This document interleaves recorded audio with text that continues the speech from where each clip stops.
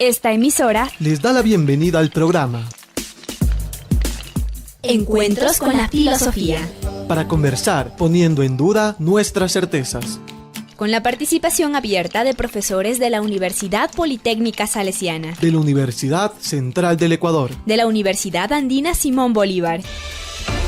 Encuentros con la Filosofía se difunde semanalmente por las emisoras universitarias Infinito Digital, Voz Andina Internacional y Radio Faxo. Abrimos nuestros micrófonos.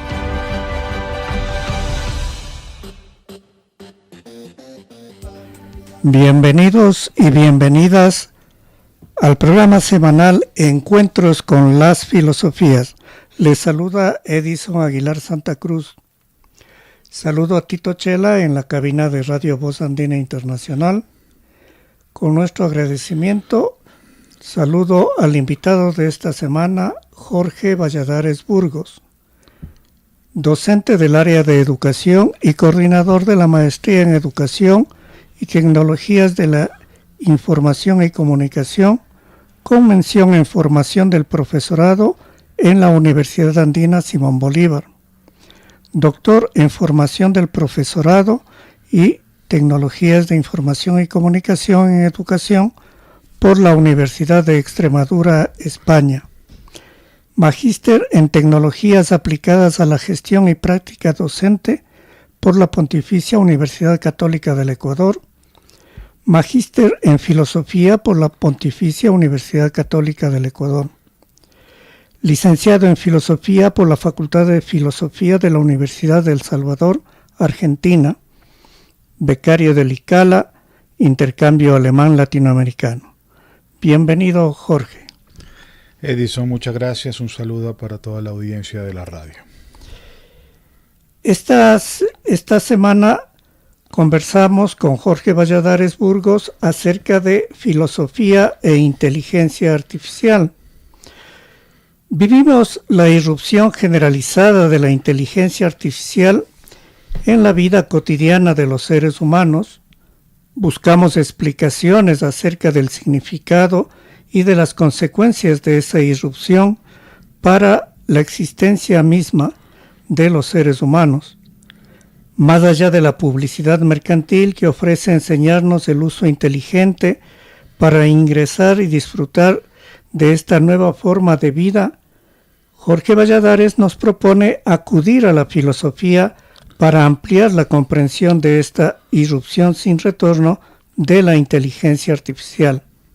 Por eso le preguntamos, ¿por qué interrogar a la filosofía para una mejor comprensión de la inteligencia artificial? Muy bien, Edison, es una pregunta muy interesante, ¿no? Hoy en día estamos viviendo, en pleno siglo XXI, el surgimiento de esta tecnología emergente, que es la inteligencia artificial. Que ya hay que aclarar, la inteligencia artificial ya tiene algunos años, ¿sí? Inclusive pues antes de la pandemia, ¿no? Si uno, por ejemplo, tiene la experiencia de redactar un documento y le corrige el corrector ortográfico del documento en línea, es porque hay una inteligencia artificial, pues, ¿sí? O si uno utiliza una aplicación para guiarse en el tráfico, ¿no? Es decir, hay un conjunto de algoritmos que generan especialmente funciones que el ser humano pues las hacía, ¿no? Antes uno tenía que corregir manualmente pues un texto, ahora podemos utilizar un corrector digital. ¿Cuál es el problema? Que surge una nueva generación de herramientas de inteligencia artificial que son las herramientas de inteligencia artificial generativa, ¿sí? Y aquí hay un problema porque vemos que esas nuevas tecnologías comienzan a reemplazar capacidades de creación de contenidos, de producción de contenidos, inclusive que se asemejan a lo que es el pensamiento humano. Y entonces ahí entramos a un gran dilema. ¿En dónde se ubica hoy en día la humanidad? Estamos en un nuevo tiempo que la tecnología reemplaza esas capacidades humanas que rigen desde su propia inteligencia, o a la inteligencia tenemos que resignificarla como una mediación, como un medio y como no un fin en sí misma. Hay una famosa novela, no sé si tú te acuerdas, de la década del 60, de Isaac Asimov, ¿no? Yo, Robot, ¿sí? Que, pues toda esta literatura pues ayudó a promover pues una cantidad de producciones audiovisuales de ciencia ficción, ¿sí? Entonces Yo Robot, esta película, que después se hizo película, ¿no? Esta novela plantea pues uno de los dilemas. ¿Qué pasa el día de mañana si aparece o surge un robot cuyas características sean superior al humano? ¿Sí? Entonces, que ese robot sea el culmen de la perfección humana, ¿sí? Que reúna todo lo mejor de las inteligencias en ese robot. Entonces, claro, un robot que sea superior al humano, podemos hablar de una dominación del humano a través de un robot. Entonces, parece ciencia ficción, pero hoy también nos planteamos en función de decir, caramba, hoy la inteligencia artificial no bien usada, no bien utilizada, en manos perversas, ¿no? Puede generalmente causar más estragos, ¿sí? Antes que sea un contribuyente al desarrollo del humano. Y entonces ahí viene nuevamente, y vuelvo a tu pregunta, es ¿por qué la filosofía? Porque creo yo que la filosofía, como la ciencia de las ciencias, como el amor de la sabiduría, tiene que volver a resituar y a resignificar el papel de la inteligencia humana, ¿sí? Es decir, cómo el pensamiento es parte de la condición humana y es humano en sí. No puede ser reemplazado, ¿sí? No puede ser sustituido. Entonces, creo que la filosofía nos devuelve justamente ese carácter de decir que el hombre, el ser humano, el hombre y la mujer, el ser humano es un ser pensante, es un ser conocente, que puede mediarse con la tecnología, sí, para ampliarlo, para poder de alguna otra manera digamos, potenciarlo, ¿no? Pero en este sentido creo que tenemos, porque ahí, por ejemplo, después, si quieres, hablamos y profundizamos, viene el tema de brechas cognitivas. Es una nueva brecha que se va a surgir en los próximos años. ¿Quiénes son los que van a pensar? ¿Y quiénes no? Y hablo de la sociedad humana, ¿no? Frente a eso. Entonces, creo que la filosofía hoy en día merece, ¿no? Tener esa resituación en función de que las personas aprendan a pensar, aprendan a cuestionar, aprendan a preguntar, aprendan a filosofar. Yo creo que hoy, más que nunca, la filosofía revive con la inteligencia artificial. Bien, entonces, Jorge, cuéntanos, así resumidamente, ¿qué nos dice la filosofía acerca de la inteligencia artificial? Es muy interesante porque ahí veo que comienzan a surgir algunos trabajos que habla de la filosofía en torno al uso de la inteligencia artificial. Entonces, por ejemplo, podemos hacer primero una mirada a los antiguos griegos, ¿sí? Acuérdate de Aristóteles, ¿no? Aristóteles, digamos, en todo el tema de esto de las causas, ¿no? La causa inicial, la causa final, la causa eficiente, desde la teoría aristotélica nos plantea que todos los seres, desde la física de Aristóteles, todos los seres somos móviles, ¿no? El ser humano es un ser móvil, los seres vivos son seres móviles, ¿sí? Frente a un motor inmóvil que probablemente es el origen o la causa del resto de seres móviles. Pero en este sentido, cualquier objeto que necesita ser movido necesita de una causa eficiente, ¿sí? Entonces ahí encontramos una primera distinción, ¿sí? Yo como persona humana soy un ser móvil porque tengo movimiento, es parte de mi condición natural. Pero si yo le digo que esa estatua, y eso planteaban los griegos, esa estatua que se parece a un ser humano, que está hecho con arte, con belleza, le voy a dar la misma condición humana, no, porque no se mueve, ¿sí? Necesita una causa eficiente. ¿Cuál es la causa eficiente? Será el artesano, el carpintero o el artista. Lo mismo, digamos, en un paralelismo se aplica a la inteligencia artificial. Yo soy la persona que pienso, pero usted, por ejemplo, ¿quieres hacer un texto para la radio? Puedes usar ChatGPT, puedes utilizar Gemini, puedes utilizar Perplexity. Pero ¿quién moviliza esa inteligencia artificial en términos aristotélicos? Es la persona humana. Y sabemos, quienes usamos inteligencia artificial, que a partir de un prompt, ¿sí? A partir de una indicación, tú generas o eres la causa eficiente para que esa inteligencia artificial te dé el resultado que tú esperas, ¿sí? Por lo tanto, yo a veces estaba un poco, digamos, ahí me seguía discutir, ¿no? Todavía creo que estamos en procesos de comprender la real dimensión de la inteligencia artificial. Por ejemplo, yo cuestionaba mucho a la gente de la Asociación Americana de Psicólogos, que tiene esta famosa normativa APA, que se usa en las universidades, donde decían, no, es que si haces un ensayo, un artículo, y ese ensayo o artículo está generado por inteligencia artificial, el autor es ChatGPT o la inteligencia artificial y dices, oye, pero, a ver, o sea, sí, puede ser que instrumentalmente, eficientemente, sí, con una causa eficiente, esa inteligencia artificial genera ese texto. Pero es que tiene que haber una cabeza atrás, ¿sí? Tiene que haber, en este sentido, alguien que genere que esa inteligencia artificial te dé el movimiento. Entonces ahí entramos a la teoría aristotélica. Entonces yo digo, claro, ahí probablemente habrá que repensar el tema de las autorías, ¿no? Yo creo que es un desafío, ¿no? de las organizaciones que se dedican a referencias bibliográficas y citación.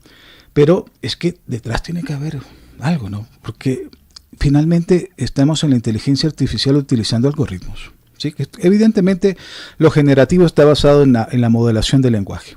Pero hay causas eficientes atrás. Entonces, en este sentido, creo que reposicionamos la condición humana, por un lado. Si lo vemos desde el punto de vista ontológico, ¿sí? Creo que la pregunta es, ¿ser inteligente o ser artificial? ¿Sí? Entonces, ¿cuál es la salida, no? ¿O seguimos siendo inteligentes o seguimos siendo artificiales? Creo que ahí hay dos extremos, ¿no? Y yo he visto en las discusiones, en las peleas, y a veces que me parece un poco... discusiones un poco, no por decirles infantiles, pero digamos no dejan de ser válidas, ¿no? Que por un lado, no, es que hay que negar el tema de la inteligencia artificial porque esto nos puede llevar a esa artificialidad de la condición humana, ¿sí? Entonces, y que hay que volver. Entonces yo digo, sí, está bien, ¿no? Es importante revisarlo. Yo creo que uno de los extremos de posicionarnos solamente en la concepción de ser inteligente es llegar a un excesivo cerebrismo, digo yo, ¿sí? Que muchas veces ese excesivo cerebrismo de poder nuevamente situar al ser humano en sus condiciones llega hasta lo biológico, lo neurobiológico. Entonces digo no. Pero por otro lado está la otra gente que es muy entusiasta y que se propone en el ser artificial, el que todo tiene que ser artificial y todo vamos a depender de la artificialidad, ¿sí? Y ahí estoy hablando en ese sentido de un exceso de uso de tecnología, ¿sí? Que esto va en detrimento no solamente de las personas, ni siquiera lo hablamos luego, inclusive de las democracias de los pueblos, ¿sí? Entonces, frente a eso yo creo que tenemos que ir pensando en esas nuevas categorías ontológicas que permitan mirar una nueva relación entre el ser humano y la tecnología y que nos permitan de alguna otra manera llegar a esa comprensión de una nueva categoría, digamos que veo que se puede hablar, es la categoría humano-inteligencia artificial. Y en este sentido, ¿qué viene? Que el humano-inteligencia artificial implica que el humano puede utilizar la inteligencia artificial como mediación para ampliar, aumentar, ser un apoyo, ser un socio estratégico. Y por otro lado, la inteligencia artificial hay que humanizarla, ¿sí? Humanizarla. ¿Qué quiere decir humanizarla? Es que eso que me da la inteligencia artificial, yo finalmente soy el que tomo las decisiones. Yo finalmente soy el que adapto a las necesidades humanas. Porque la inteligencia artificial, Edison, tú que eres filósofo, no puede tomar decisiones, pues, o sea, por Dios, yo estoy viendo hay gente que comienza a hablar de moral artificial, no puede ser eso, porque la decisión es propiamente de la condición humana. Que te ayude a tomar una decisión es distinto, ¿sí? Por eso, esa categoría humano-IA, que llamo yo, ¿sí? Categoría humano-IA, nos va a permitir resituar y resignificar el uso de la inteligencia artificial y para todos los ámbitos de la vida, no solamente para el ámbito personal. Hablo como educador en el ámbito educativo, ¿sí? Hemos abierto, por ejemplo, una especialización en educación e inteligencia artificial que inició ya la primera corte en este nuevo periodo, ¿sí? Entonces es eso, ¿no? Es decir, no podemos negar el uso, ¿sí? Lo que hay que es alfabetizar el uso de la inteligencia artificial. Lo que hay que hacer es orientarlo, integrarlo a los objetivos educativos, al propósito educativo y en este sentido humanizar también a la inteligencia artificial. No podemos negar, insisto, ¿no? En el avance de la tecnología o lo que ha traído la tecnología, ¿no? Como avance para la humanidad, pero en este sentido lo humano tiene una enorme importancia ahora. Y más aún que esa nueva categoría humano-IA permita también hacer lo que yo llamo un copensamiento, ¿sí? O un co-thinking que permita de alguna u otra manera mejorar nuestras condiciones también en función de nuestro pensamiento humano, que sea sencillamente una mediación, un instrumento que permita justamente ampliar esas capacidades para llegar a un pensamiento crítico, ¿sí? Y llegar a un pensamiento crítico que nos permita, a partir de la humanización de la inteligencia artificial, poder resolver y tomar decisiones en la vida real. Bien, Jorge, nos has mencionado fundamentalmente Aristóteles. Pero entiendo que en este camino que lleva la filosofía hay más pensadores que han sido parte de esta sostén filosófico hasta llegar a la inteligencia artificial. Sí, digamos,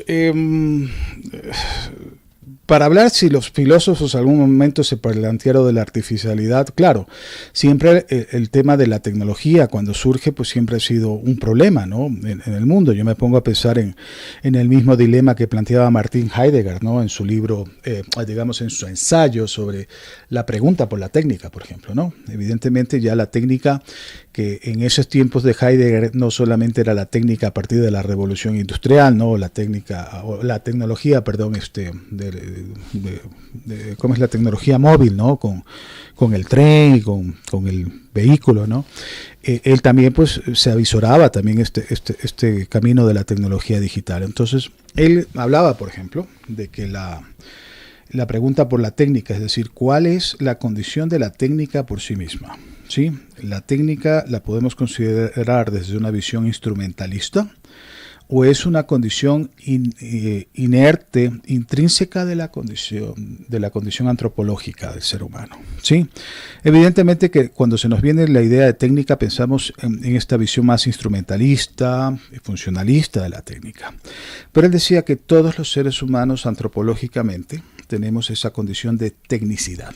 ¿Y qué es la tecnicidad? Es decir, necesitamos de la técnica para poder vivir, para poder sobrevivir, para organizarnos, ¿no? No podemos aislarla, no puede ser un competidor nuestro, sino que más bien tenemos que integrarla. Y en este sentido, claro, desde la tecnicidad podemos nosotros fundamentar esa nueva relación ser humano-tecnología que permita potenciar, mejorar, aumentar las condiciones humanas de todos los seres, ¿sí?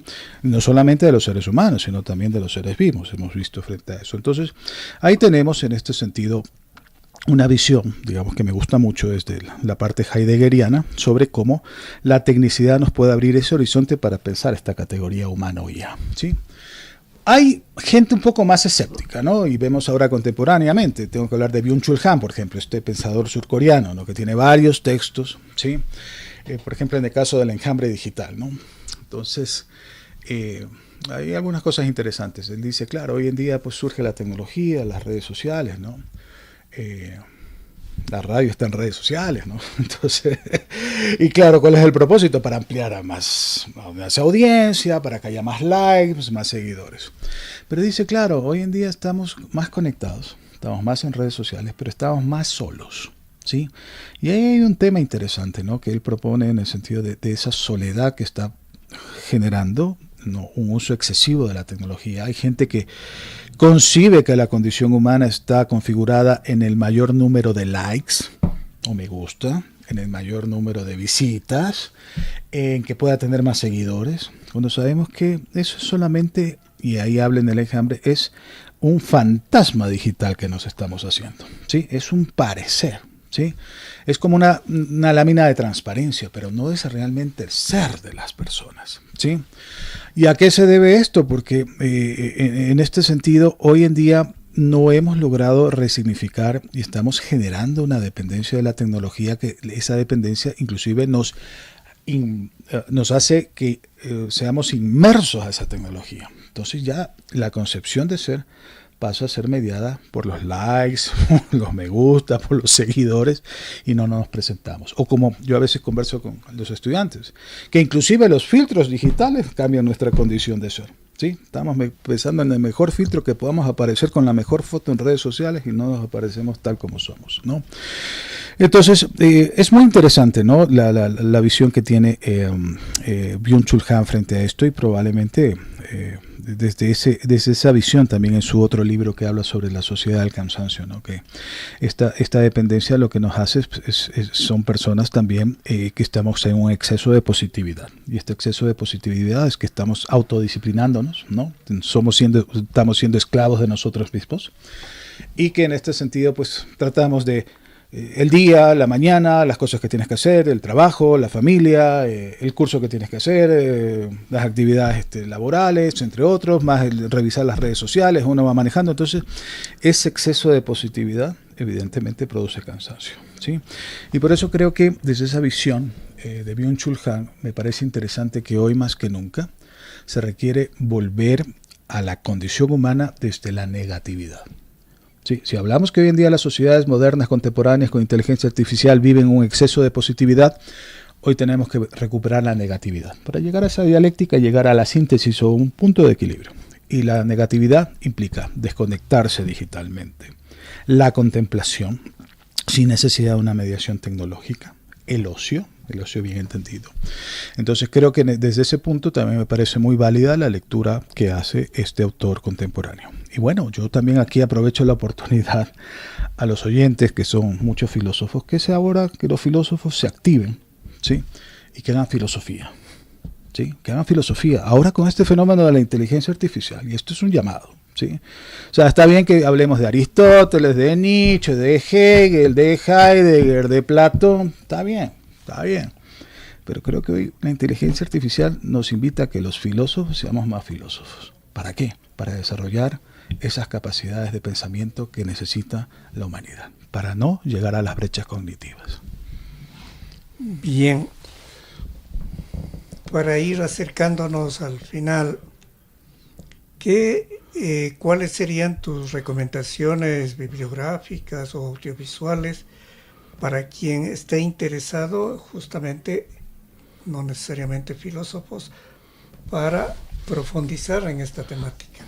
Bueno, yo aprovecho, perdón que sea de publicidad, ¿no? Pero creo que hoy en día hay una producción interesante que va surgiendo, ¿no? Entiendo que la revista Andina Educación de la universidad va a sacar un número dedicado exclusivamente al uso de la inteligencia artificial. Entonces ahí van a encontrar artículos de carácter filosófico, ético, pedagógico, literario, desde la reflexión de las ciencias sociales, y creo que eso es lo que amerita, ¿no? Hoy enterarnos frente a eso, ¿no? Autores contemporáneos, he leído la obra de un español, Casado Madrid, ¿no? que ha trabajado sobre una filosofía del uso de la inteligencia artificial. Esto es otro elemento interesante, ¿no? Para discutirlo, ¿no? Hay gente que dice que hay que hablar de una filosofía de la inteligencia artificial. Y si uno se pone a pensar es que no le puedo dar un carácter filosófico a la inteligencia artificial per se, pues, porque la inteligencia artificial no tiene esa capacidad de pensar o de tomar decisiones. Lo que sí podría ser es una filosofía del uso de la inteligencia artificial o de la integración de la inteligencia artificial, ¿sí? Entonces, si quieres te recomiendo ese autor. Me parece interesante también, y si quieres lo hablamos en otro programa de radio, sobre la ética del uso de la inteligencia artificial. Y a mí me parece interesante el trabajo de Adela Cortina, ¿sí? Sobre si la inteligencia artificial, se puede hablar de la inteligencia artificial desde la ética o es una ideología, ¿sí? Entonces, y ella plantea este problema, ¿no? No podemos hablar de la ética de la inteligencia artificial porque la inteligencia artificial no necesita ética. ¿Qué necesita? Es el uso, la utilización de la inteligencia artificial. Y por eso yo vuelvo a insistir desde el carácter ontológico de la categoría humano-IA, que tiene que entenderse, porque si no cometemos, creo yo, estos equívocos, ¿no? Y tú sabes como pensador que uno dice, a ver, ¿qué mismo hablamos? ¿Qué mismo filosofamos? Entonces, estos autores, digamos, inicialmente y después en el recorrido. Lo que sí invito también a los pensadores, a los filósofos, a quienes estén haciendo sobre el uso de la inteligencia artificial, es que hay que usar la inteligencia artificial para entenderla. Yo creo que uno de los grandes errores que he visto de algunos pensadores en función de una reflexión de la tecnología es que, claro, se la discute, se la quiere deconstruir, se la quiere criticar, pero uno no termina entendiendo pues cómo funciona la tecnología. Y quedan como muy ambiguas muchas veces las críticas, ¿no? Entonces sí creo que la reflexión filosófica tiene que ir acompañada de una praxis tecnológica para llegar, en este sentido, a una verdadera pregunta filosófica por la inteligencia artificial y su relación con la condición humana. Entonces, estos son elementos que yo recomendaría en todo caso para la audiencia. Bien, concluimos este encuentro semanal con la filosofía, con nuestro agradecimiento a ustedes, radioescuchas, al invitado de esta semana, Jorge Valladares Burgos, y a Tito Chela en la cabina de Radio Voz Andina Internacional. Recuerde, recibimos sus comentarios y sugerencias al correo electrónico encuentrosconlafilosofía@gmail.com. Hasta el próximo encuentro con la filosofía. Agradecemos su sintonía a Encuentros con la filosofía. el programa que impulsa el filosofar como acción compartida desde las radios universitarias. Les invitamos a compartir las próximas emisiones de Encuentros con la filosofía por esta emisora.